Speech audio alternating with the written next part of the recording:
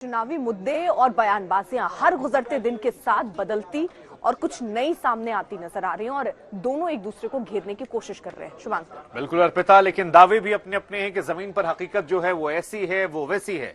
हमें लगा क्यों ना आपको सीधे ग्राउंड जीरो पर ले चले। जरा देखिए मेरी सहयोगी ऐश्वर्या पालीवाल की रिपोर्ट और समझिए कि यमुना वाकई में गंदी है या सिर्फ आरोप प्रत्यारोप की राजनीति हो रही है। छठ का महापर्व शुरू हो चुका है, लेकिन जब आप यमुना के घाट पर आएंगे तो आपको नजर आएगा कि स्थिति कितनी खराब है। आम आदमी पार्टी, जिनकी सरकार है दिल्ली के अंदर, उन्होंने नए घाट बनाए हैं और कहा है कि जिन लोगों को छठ मनाना है वो उस घाट पर जाएं। लेकिन भारतीय जनता पार्टी इस समय सवाल ये पूछ रही है कि आप जितना पैसा और जितना समय आपने वो घाटों के अंदर लगाया, अगर उतना पैसा आप यहाँ पर जहाँ जिस समय हम हैं, जहाँ पर ये झाग ही झाग नजर आ रहे हैं, जिससे पता चल रहा है कि पानी कितना प्रदूषित हो चुका है, कितना मैला है यमुना का पानी, इसके लिए आपने कुछ क्यों नहीं किया। साल दर साल करोड़ों रुपया दिया जाता है यमुना की सफाई के नाम पे, लेकिन इस समय जब खासा नजर रहती है यमुना पे, क्योंकि छठ का महापर्व शुरू हो चुका है, तो हकीकत जो है कुछ और ही नजर आती है। सियासत इस समय गर्मा चुकी है, लेकिन अभी देखने में लगता है कि आम आदमी पार्टी और भारतीय जनता पार्टी अलग अलग मुद्दों को उठा रहे हैं, लेकिन हकीकत फिर भी यही है कि यमुना बहुत मैली है। कैमरा पर्सन परमेंद्र शर्मा के साथ ऐश्वर्या पालीवाल, आज तक। तो यमुना जो है वो गंदी हो गई सियासत को ढोते ढोते। वाह, ये जितना खूबसूरती से आपने बयां किया है, हम सिर्फ यही कहेंगे शुभांकर कि सरकारें बदलती रही दिल्ली में, लेकिन यमुना मैली की मैली ही रह गई है। अब यमुना में झाग को लेकर बीजेपी ने आम आदमी पार्टी और अरविंद केजरीवाल पर जमकर निशाना साधा है और देखिए अब बयानबाजी किस तरह से शुरू हो गई।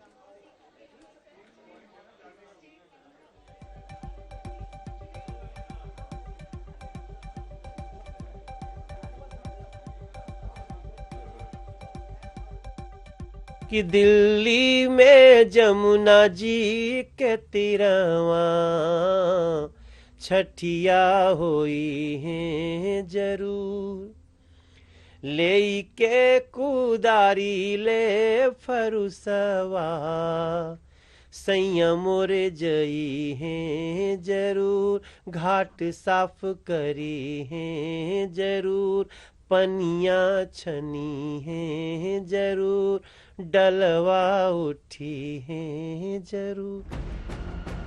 आस्था का महापर्व छठ शुरू हो गया। नहाय खाए के साथ शुरू 4 दिनों के महापर्व के लिए दिल्ली में तैयारी है। कई घाट तैयार किए गए, साफ सफाई की गई, पूजा के लिए घाटों को सजाया गया। लेकिन यमुना का क्या करें, जो तमाम दावे, तमाम योजनाओं, तमाम कोशिशों के बाद भी इतनी मैली हो गई है कि पानी में पैर रखना भी मुश्किल है। तो ऐसे में छठ का अर्घ्य के व्रती पानी में कैसे उतरे? जरा राजधानी में यमुना के पानी को देखिए, हर तरफ झाग है, प्रदूषण है। कालिंदी कुंज के पास हाल और भी बेहाल है।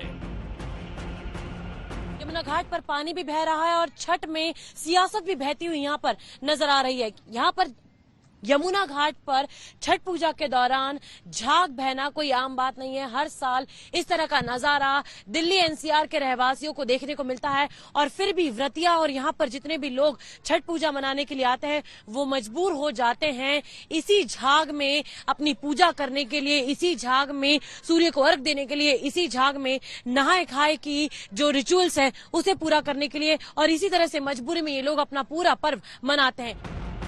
ये हाल तब है जब छठ के लिए यमुना की सफाई की गई, घाट तैयार किए गए। ये बताइए, यहाँ पर अभी इतना झाग है फिर भी आप लोगों को मजबूरी में इसमें नहाना पड़ा? तो आज नहाने खाने का दिन है तो नहाना ही पड़ेगा। पर झाग है, कुछ व्यवस्था नहीं की गई है, ऐसा नहीं लगा आपको? ऐसे अब तो करेंगे, सरकारें करेंगे ना, हम सब क्या कर सकते हैं। आपको नहीं लगता कि इस तरह से ये झाग में नहाने के लिए आपको मजबूर होना पड़ रहा है, सरकार गैर जिम्मेदार? पास में ये है और गंगा जी बहुत दूर है, बहुत दूर जाना पड़ता है। पास में जो है वहाँ नहाना पड़ेगा ना, इसलिए यहाँ। इन दो तस्वीरों को देखिए। पहली तस्वीर पिछले साल की है, जब छठ के व्रतियों ने झाग वाले पानी में ही सूर्य देवता को अर्घ देने पर मजबूर हुई। तब ये तस्वीर खूब वायरल हुई। दिल्ली सरकार से लेकर केंद्र तक के मिशन नदियों को लेकर नीयत पर सवाल उठे। तब यमुना की सफाई को लेकर तमाम दावे किए गए, लेकिन साल भर में कुछ नहीं बदला। एक बार फिर यमुना का हाल वैसा ही है।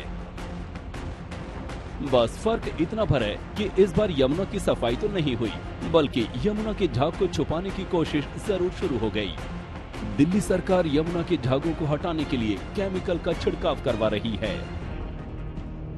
तस्वीरों के जरिए सीधे आप देख सकते हैं कि कैसे यहाँ पर जगह जगह पर झाग है और दूर उस तरफ अभिषेक आप बताएं कि कैसे झाग को मिटाने के लिए रासायनिक छिड़काव इस वक्त किया जा रहा है। अब भारतीय जनता पार्टी का ये कहना है कि ये रासायनिक छिड़काव जो किया जा रहा है ये एक ऐसा केमिकल है जिसके कारण और भी ज्यादा तकलीफ होगी। ये केमिकल जो है ये और भी ज्यादा हानिकारक है। तो वहीं दूसरी ओर आम आदमी पार्टी के सौरभ भारद्वाज का कहना है कि ये हानिकारक नहीं है। कैमरामैन अभिषेक बाई के साथ दिल्ली से आज तक के लिए तेजश्री पुरंदरे।